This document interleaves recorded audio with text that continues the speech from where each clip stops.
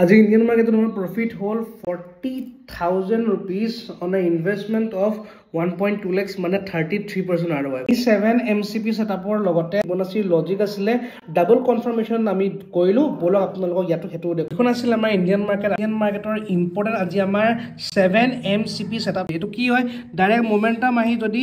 7 candle theory মতে যদি ইয়াত নেগেটিভ প্ৰাইস একশন বনাই উপৰলে যাম বুলি কৈ যদি তললে আকৌ ৰিজেকশন দেখুৱাই তাতে আমি ট্ৰেড প্লেন আপ কৰাৰ সেম মোমেন্টাম ইয়াত ক্যাপচাৰিং হয় আমি ইয়াত ক্যাপচাৰ কৰিলো সেম মোমেন্টাম আমি এই ডাউন সাইডৰ কাৰণে আমি ইয়াত ক্যাপচাৰ কৰিলো এক্স্যাক্টলি পিন পইণ্ট টাৰ্গেট দিলে মোক ক পাৰে স্যাৰ এ আৰু এক্সট্ৰা গল ইয়াত আপুনি কিয় নললে এই ৰেলীটোত আমি ফিবোনাচি ব্যৱহাৰ কৰিম একদম ৰেড গ্ৰীন বডিক ধৰি ওপৰৰ ৰেড গ্ৰীন বডিৰ টপ পইণ্টলৈকে যেতিয়া আমি মাৰিলো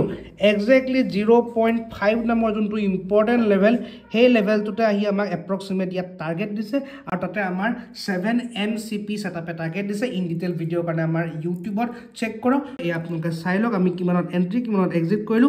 এনে ধৰণৰ ভিডিঅ আপোনালোকে উইথ প্ৰপাৰ লজিক জানিবলৈ শিকিবলৈ আমাক ফলো কৰক নাইবা সাবস্ক্ৰাইব কৰক